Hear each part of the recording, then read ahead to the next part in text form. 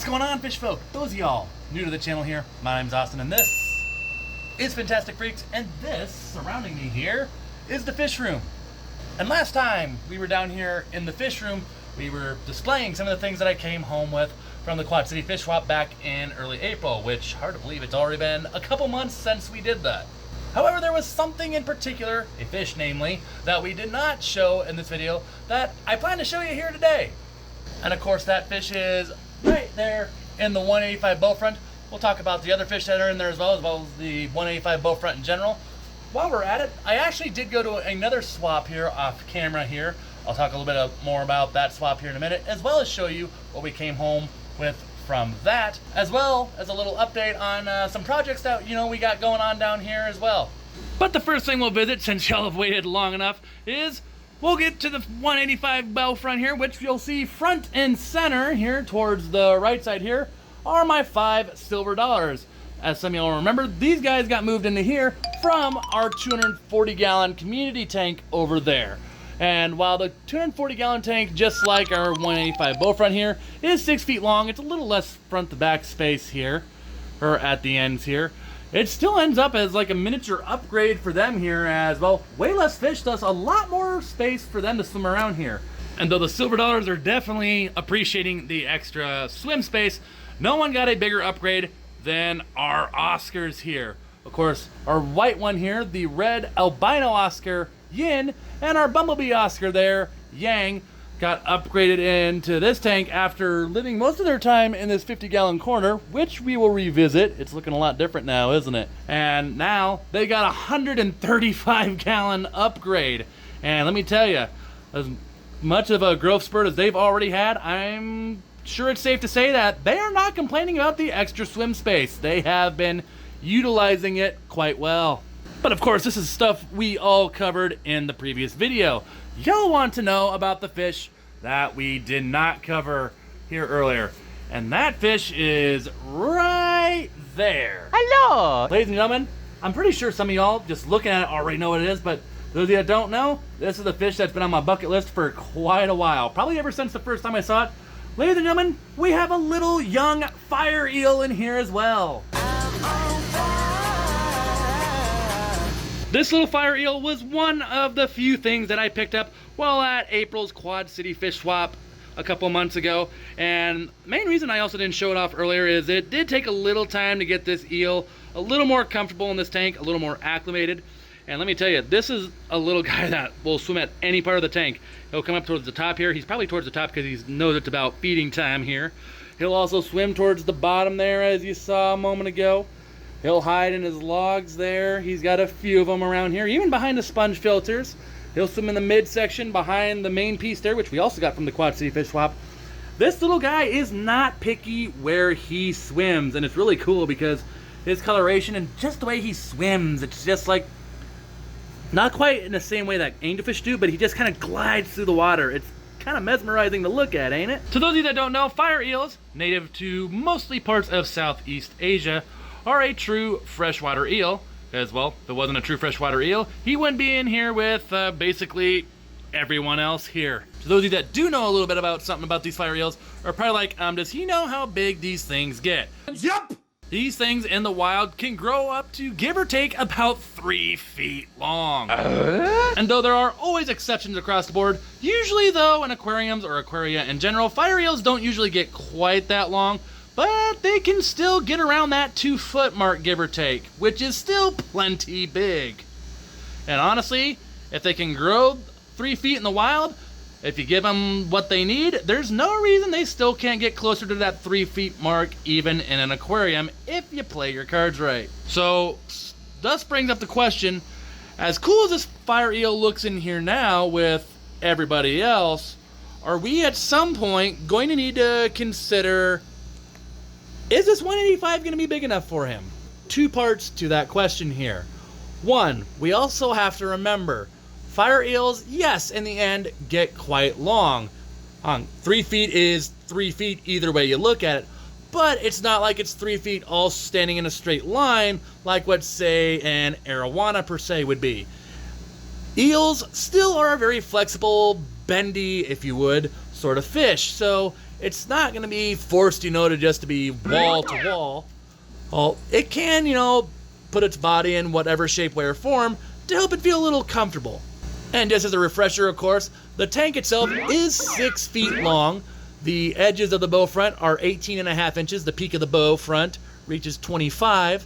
So in the end, it's still a good amount of space that will definitely serve him for a good chunk of time. But may we move him into a bigger tank later on? Short answer, I've thought about it.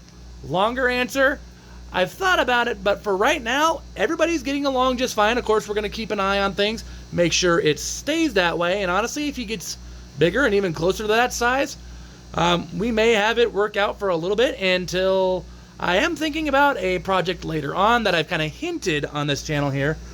Won't talk too deep about it today because it's still a ways down the road here yet. How far a ways down the road, not sure. Or we'll see.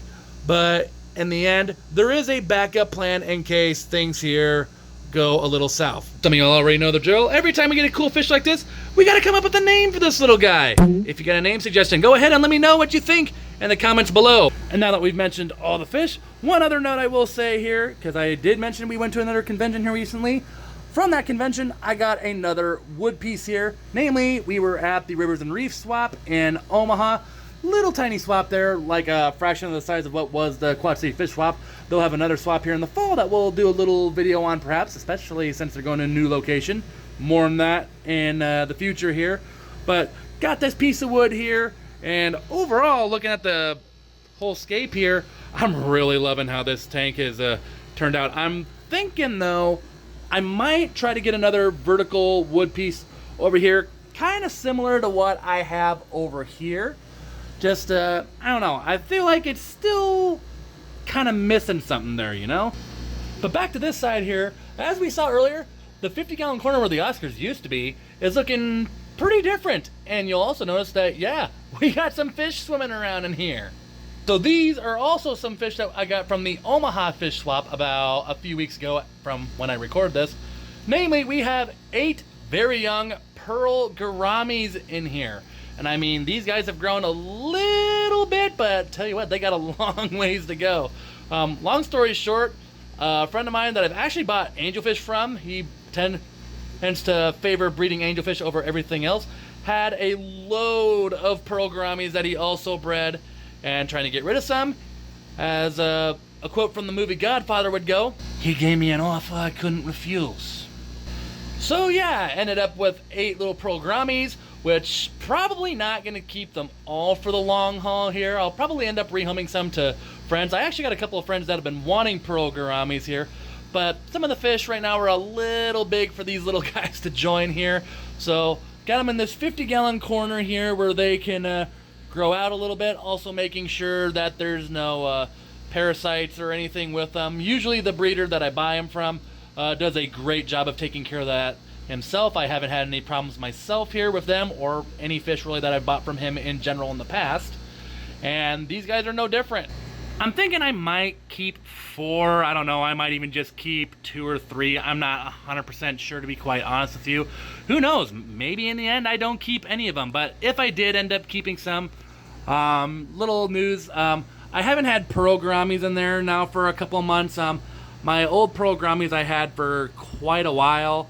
I had them before I even had this channel here. They moved from tank to tank, and recently one by one started passing in the community tank there for the 240. So I might raise up some of these here. They're way too small to go over there right now by all means, but might raise some of these up here to get a little bit bigger, and then maybe move, like I say, maybe 4 of them over there. But I guess kind of depends on what all the friends want right now, because in the end, pearl gouramis are not too hard to find. So if all else, we can go that route. But in the end here, all 8 of them that I bought earlier have been doing well. No signs of illness, parasites, or anything. They have been eating well and swimming well and starting to really put on some beautiful, beautiful color here. You can see with this guy here starting to get those markings bit by bit in their fins. Of course, they got those little whisker things that also kind of remind me of angelfish here as well. Other than that, I mostly just went to the Omaha swap to just hang out with some fish friends there, just kind of go as a normal, bystander, I guess we'll say. Some of you might be wondering maybe why I didn't do a video on that. Well, reason number one, it was kind of a smaller swap this summer, or slash spring swap for the Omaha swap here. It does tend to be a little smaller than the one that they do in the fall here. Two, which kind of correlates with this fall here, the hosts are going to move the swap to a new location. Where? I'm not sure yet. I haven't been told anything just yet. Once I am, I'll perhaps broadcast it here on the channel to those of you that maybe are interested in checking it out here later. I have heard, though, they are considering about getting a bigger venue to maybe increase the size of this swap here. How much of an increase? I'm not sure. That's still kind of up in the air yet, but more to come on that once I figure out more details here. Of course, though, as a lot of you also know, we got a couple of projects going on down here, including a new one here that, you know what, let's just go visit it briefly. As a lot of you know, my wife really likes goldfish, and as I always say, if it keeps her happy and allows me in the end to have a fish room with as many tanks of my choice and heart's content, I'm willing to give her a tank full of goldfish. Good answer. Or maybe in the future here, more specifically, a pond full of goldfish. So recently visited a local fish store, got a few new goldfish in here with our one comet. Our other ones got a little sick and unfortunately did not pull through.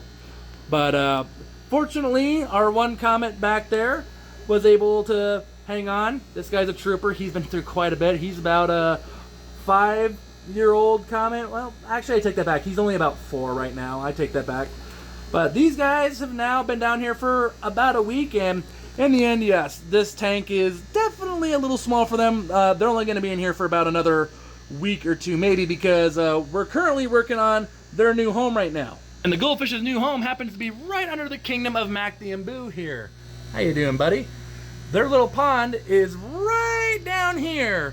It's this 100-gallon water trough down here, or some people call them horse troughs. Either way, you get the idea. Currently, as you can see, I'm starting to add some sand in here, thinking we're gonna have some more plants in here and such, even though, yes, the goldfish will probably eat them. Goldfish do require some vegetation in their diet for optimal health. And once we get this up and rolling, which shouldn't be too much longer, we'll, of course, make a video once we get this baby up and rolling. The goldfish are gonna love this a lot more than that 46 bow over there. And just in case any of you are wondering about the potential issue of the evaporation coming up and rising onto the bottom of our plywood tank here, no need to worry. Mac's Kingdom will be protected by a sheet of polycarbonate that I am cutting up to put down here. Polycarbonate will definitely help protect our bottom piece here and still allow the goldfish down here to have their new and improved home down there. And briefly, the last thing I want to talk quick about is, of course, none other than the queen herself, Finley, and more namely, her upcoming plywood aquarium, which, yes, as you can see, has gained a little bit of clutter. It's working as a temporary stand for our mini freezer here for the fish food. There is a pad underneath that, though. No need to worry. For those of you that didn't see it in the previous video, we do have our first sheet down for the tank here. Haven't sanded it yet. Once we get all this clutter off, we're gonna go ahead and do that. And we do have some wood to start finally building the actual tank here. And all of that wood is right here in our stairwell. Whole bunch of 2x4s as well as some 1x3s.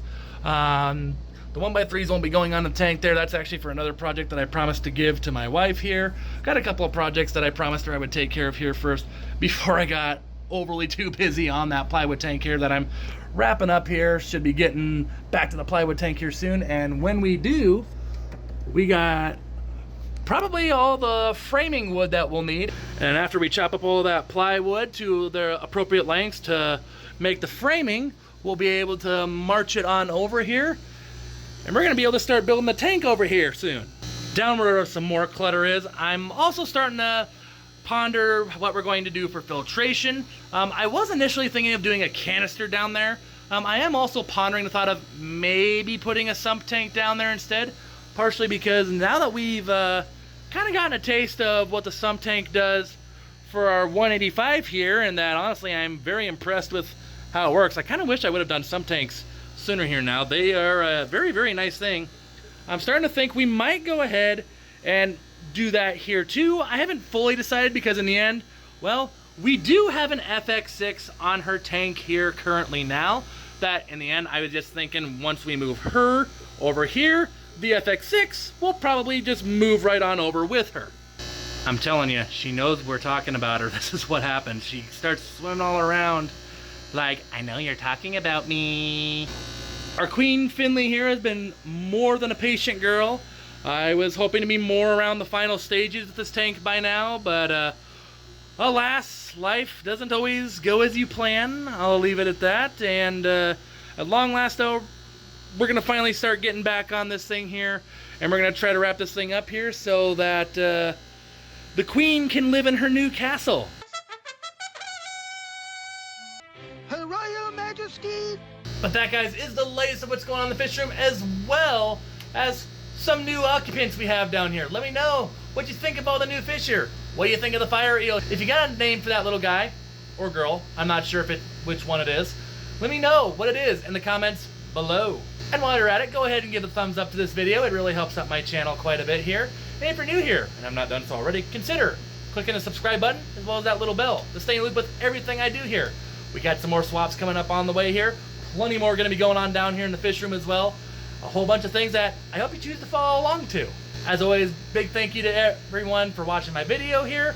A big extra thank you to my moderators and members as well. I will see you all in my next video, Fish Fam. As always, stay fantastic.